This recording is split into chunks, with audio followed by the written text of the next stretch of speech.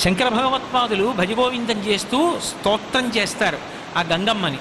అందులో అంటారు, భగవద్గీత కించిదీత గంగాజలలవ కణికాపీత సకృతపియేన మురారి సమర్చ క్రియతే తస్య యమేన జచర్చ అంటారు.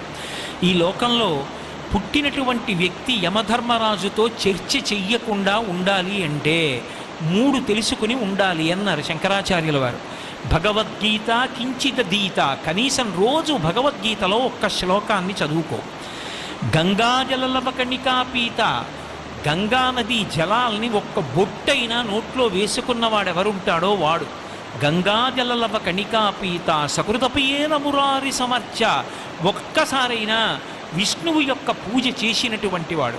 మురారి సమర్చ క్రియతే తస్య యమేన న చర్చ, అటువంటి వాడికి యముడితో చర్చ లేదు.